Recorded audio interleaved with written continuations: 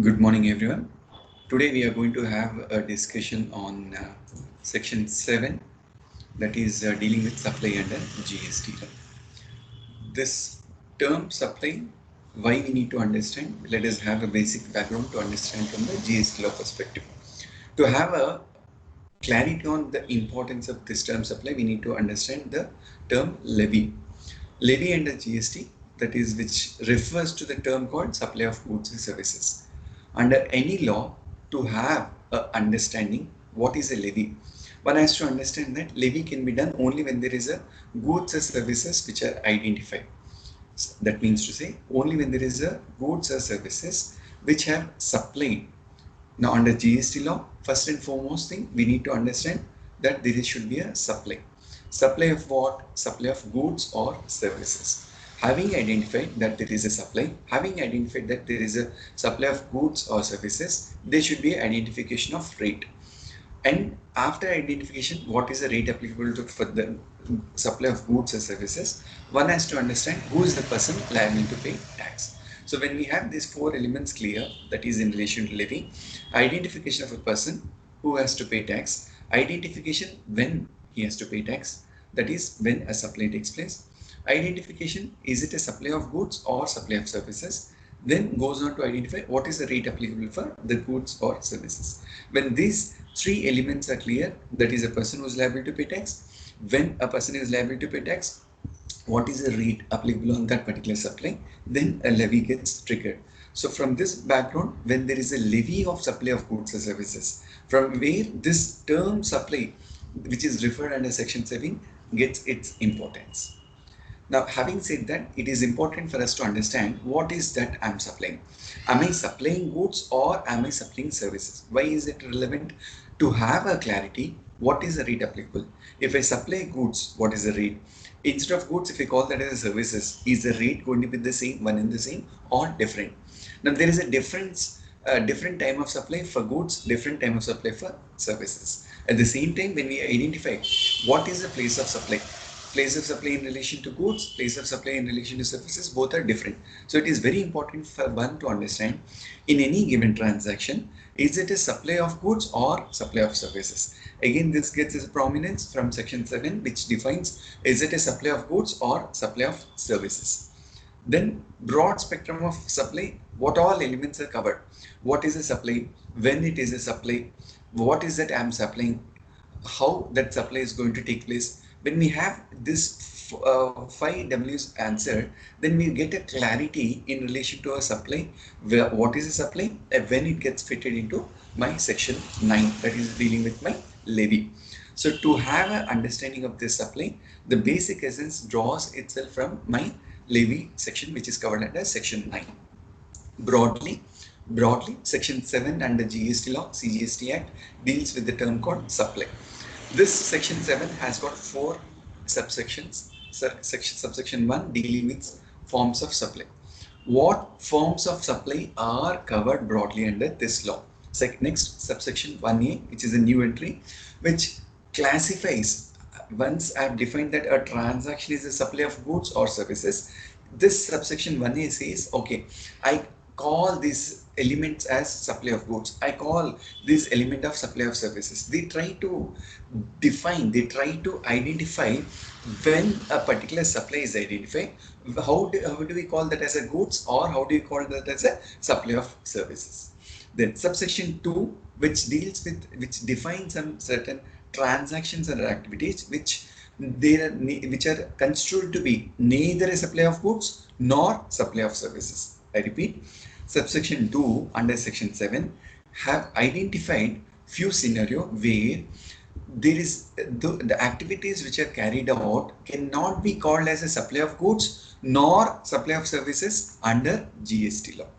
Then ancillary subsection 3, which deals with your authorities vested, where they define or they have an authority to define something has to be called as supply of goods or something has to be called as supply of services. Whenever there is an element of dispute, to put an end to element of dispute, there is an authority vested under subsection 3. So as of now, we have 4 subsections which is covered under section 7. First element, that is section 7 subsection 1, where they have identified what are the forms which are identified as a supply. As of now, there are 8 elements or 8 forms which are identified to be construed to be as a supply of goods or supply of services. Those 8 elements covered under sale, transfer, barter, exchange, license, rental, lease or disposal. So in relation to goods, in relation to services, when we talk, this section 7 subsection 1 says my supply includes 8 forms. What are those 8 forms? The 8 forms which are there under the list as sale, transfer, barter, exchange, license, rental, lease or disposal. When made or agreed to be made, there's a little importance we have to give for this particular term, made or agreed to be made. The term made indicates a verb which is already completed. The term agreed to be indicates that there is an intent, there is an essence, there is a understanding for a execution. When we talk about a sale, sale talks about a transfer of title in goods. So as per when we refer to sale of goods act, the moment there is a transfer of ownership, transfer of title with along with the risk and rewards, then it is due to be a sale. What is an agreement to be agreed to be? It is an agreement to sell. I receive some money in advance for a particular supply, for a sale. So whenever I receive money in advance in relation to a sale, even that was carved out to be called as a supply. So when you look into this term of supply, any of these 8 elements made or agreed to be made, money received in advance for a transfer, money received in advance for an exchange, money received in before a license or rental takes place, that is being covered by a term called agreed to be made. So if there is a completion or understanding for completion, that can be forming part of my supply. For what? All these 8 elements made or agreed to be made for a consideration. So if there is an element of consideration, now what is a consideration? For someone to understand this term consideration, we need to refer to section 2 subsection 31 of CGST Act. We will come to a little later for this term consideration. So if at all, if there is a consideration which is defined as per section 2 subsection 31 for any of these 8 elements in relation to a sale, then they say this is a supply further by a person. So if there is a supplier, if there is a person identified, that person makes any of these 8 characters for a consideration for what? In the course or furtherance of business. Look at the term they have used, business. Very, very important for one to understand. Entire argument, entire crux of my supply refers on this particular term called business. My section 2 subsection 17, I refer section 2 subsection 17 of CGST Act has defined what constitutes to be a business. We'll come to this term consideration in business little later. So for someone to identify that there is a supply, it is very, very important to say there should be any of these 8 elements of 8 forms of a supply: sale, barter, transfer, exchange, license, rental, lease or disposal, which is agreed to be made or to be made for a consideration. So if at all any of these 8 forms exist, if there is a agreement made or there is a supply for a consideration, unless there is a consideration, I cannot say this is a supply. And that particular consideration is received by a person for what? In course or furtherance of business. If there is a business motive, if there is a reference to a business, I have supplied any of these forms in relation to my furtherance of business, then it is called as a supply. So if at all, if there is an element called consideration missing, I have made a sale, but there is no consideration. Consideration may be in cash, consideration in kind. Can a sale take place without consideration? Transfer of title without a consideration. Given something as free of consideration, no consideration, zero. When I've given away something as free, then it cannot be called as a supply. For the reason, the element consideration is missing. So under subsection 1, clause A, this covers, if at all, if there is any of the supply in any of the 8 forms made or agreed to be made for a consideration by a person. So that's transfer should happen, that any of those forms should happen by a person in the course or furtherance of business. If the supply is not in relation to course or furtherance of business, then I would say it is not a supply. So if someone asks, sir, there is a charitable organization, can we call that as a supply? Now, when you look into this term business, there was a reference to this explanation when there is a activity, a business, a trade, business, commerce undertaken for a whether or not for a pecuniary benefit. Now, charitable organizations, they don't have a profit motive, but however, under the term business, section 2, subsection 7, there is a reference to a activity which is a trade or commerce or a business done or not for a pecuniary benefit, whereby my activity is covered even without a profit motive in the course of business. It gets covered under section 7, subsection 1, clause A. Moving further, under clause B, it says import of services. Now, import of service, this was defined under IGST Act, section 2, subsection 11, section 2, clause 11. Section 2, clause 11 of IGST Act has defined what is an import of service. A service provider residing outside India, service recipient residing in India, place of supply happens to be in India. When there is an import of service for a consideration, then they say it is a supply. So if there is an import of service without a consideration, then it is not a supply. So then clause C, this is very, very important. This is an exception to clause A. The activity is specified in schedule 1, made or agreed to be made without a consideration. Now, section 7.1 clause C has been carved out for certain exceptions from clause A. If you refer to clause A, it clearly says that it should have been made for a consideration. Now, clause C refers to the supply which is defined in schedule 1, made or agreed to be made without a consideration. So they say all activities which are referred in schedule 1 as of now, there are 4 activities referred in schedule 1. Any of the 4 activities referred in schedule 1 are made in any of those 8 forms, then they say this forms part of a supply, even if there is a different reference to consideration is missing. What is that they have covered?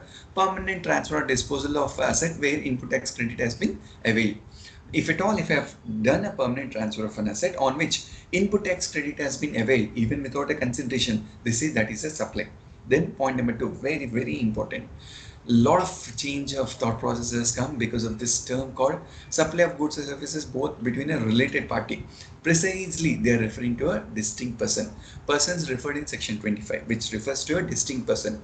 That means to say, two persons having a same PAN registered under 2 different states. A person having a same PAN registered in a state of Karnataka, registered elsewhere in India because of his expansion of business, because of necessity to have a business, that person will be called as a distinct person. This says if there is a supply of goods or services, what is that in any of those 8 elements which is covered under clause A, if it is made in relation to the distinct person, for what? In the course of furtherance of business, I supply goods from one stock transfer, one state to another state. I did a stock transfer. Why did I make a stock transfer?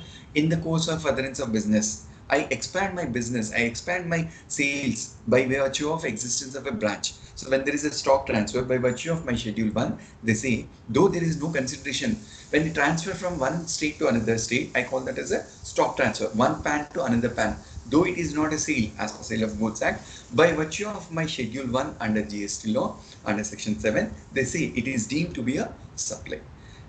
Clause 3, which deals with your transactions between principal and agent. All along under principal and agent, we say it is not a sale. Under erstwhile VAT laws, we say it is not a sale. No need to collect any sales tax. But under GST laws, they say, though there is a principal to agent transaction under your contract act, this is deemed to be a supply under GST law. Last element, import of services by a person from a related party. Now this is again a deeming fiction. If there is a related party outside India, I import that service, though there is no consideration, they say it is a deemed supply under GST law.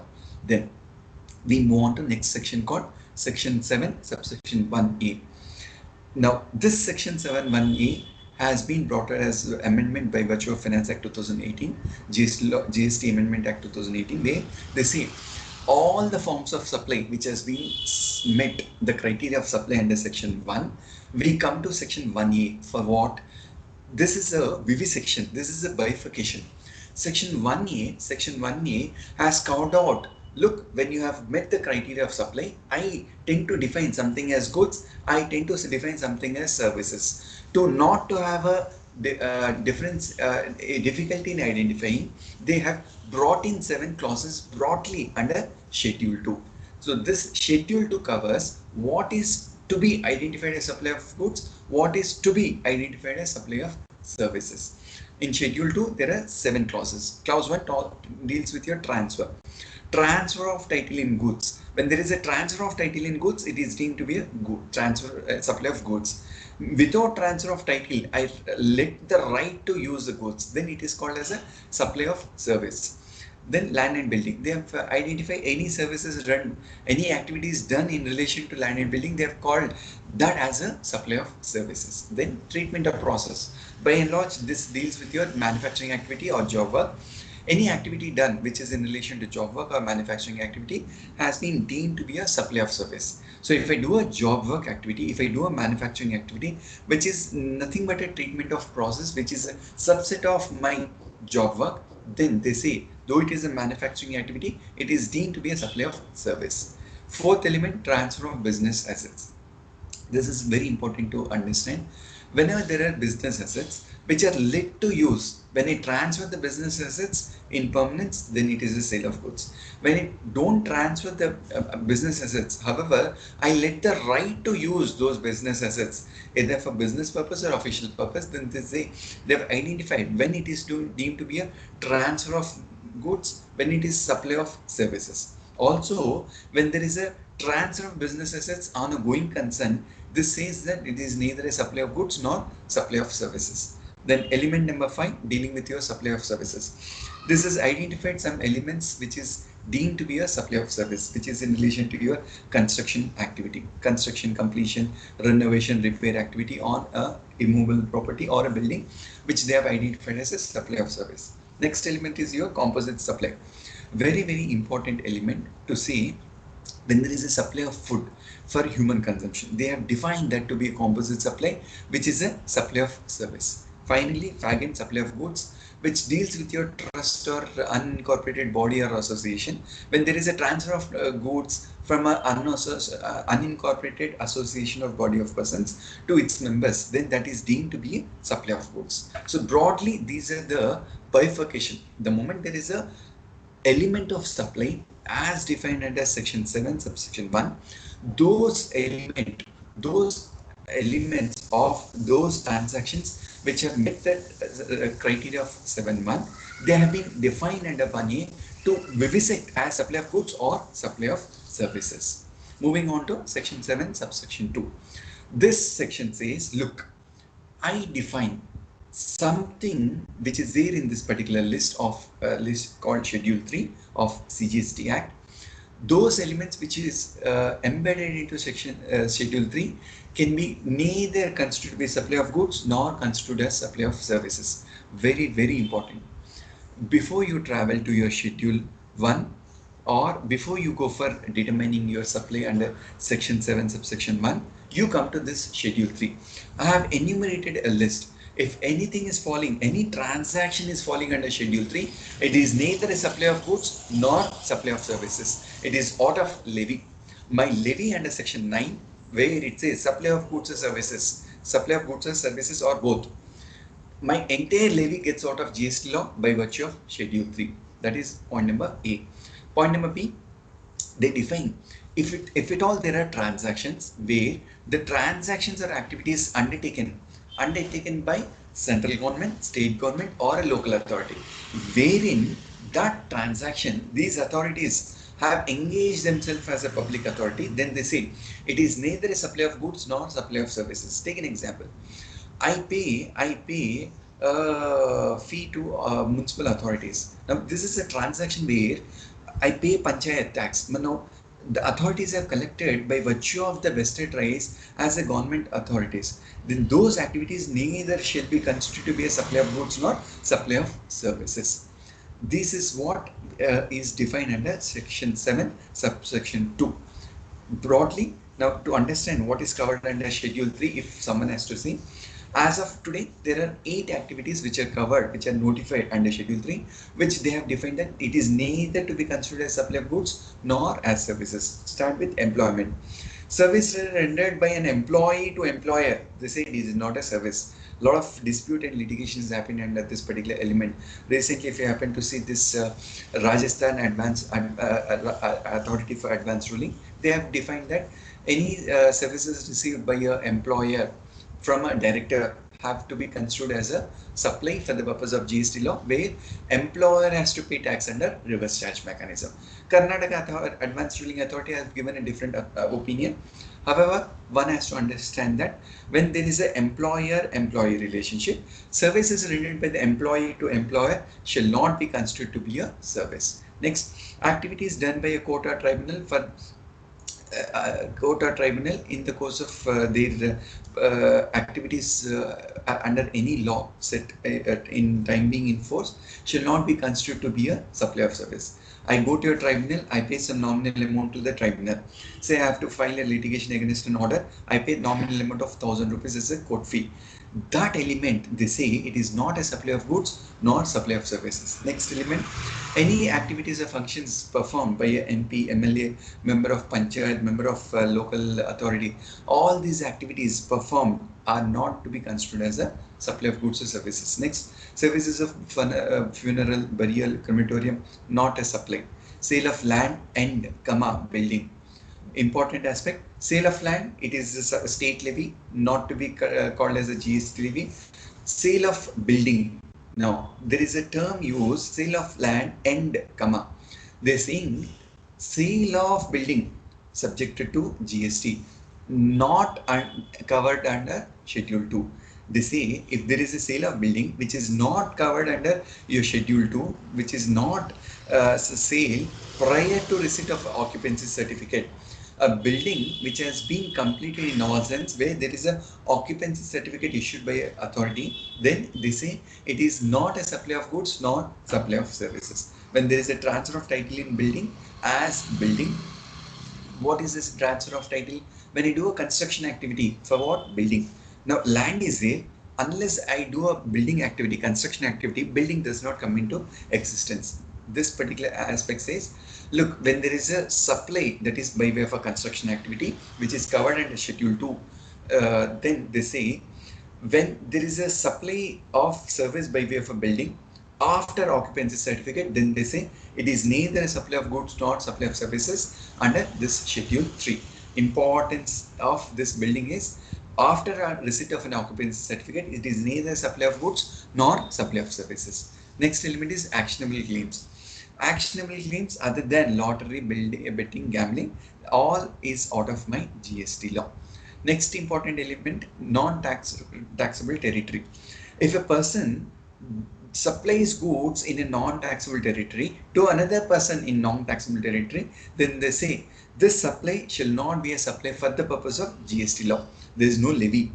That means to say, sitting in Bangalore, I find out a supply in Singapore, I find out a customer in Germany. I give an instruction for my supply in Singapore to give a supply of goods to my customer in Germany. So there is a movement of goods from non-taxable territory out of India to recipient in non-taxable territory. Then this provision says, this Schedule 3 says, a transaction between entity to entity not to be considered as a supply of goods or supply of services for a levy under Section 9. Last and final element, warehoused goods before home clearance. Most of precisely we refer to this as a high seas sale. If a person executes a contract before the goods hit into the taxable territory, before it is moved into a taxable territory where I file my bill of entry for consumption, then they say this is not to be considered as a supply of goods nor supply of services. Finally, we come to the last element of supply, Section 7, subsection 3. Every law has got this saving provision. Dispute, wherever a dispute comes, they try to protect, they try to minimize the dispute by virtue of this particular ancillary provision. When we look into this particular 7 subsection 3, it says, subject to provisions of 1A2, the government may, on the recommendations of the council, specify by a notification the transactions that are to be treated as a supply of goods, not as a supply of service, or as a supply of service, not as a supply of goods. Wherever there is a dispute, though you have carved out subsection 1, subsection 1a, there could be a possibility which was not envisaged when we have drafted this one or when we have drafted 1a. A new business transaction, a new set of transaction has been come into existence where there is a clarity required. By virtue of section 7 subsection 3, government has restricted its right to define something not to be called as a service to be called as a goods, or not to be called as goods but to be called as services. So having a importance that government should intervene, then by invoking this particular provision, they have authority by way of a notification to identify something as goods or something as services. With this, we come to end of our supply under section 7. Understand once again, coming back to my levy, under GST law, section 9 talks about levy, which says levy of GST law on supply of goods or services. Now, only when there is a criteria of supply which has been met with, I go into my section 9, which deals with my levy. This is how we get a prominence of this section 9 read with my section 7. Section 7, which deals with your supply. Thank you.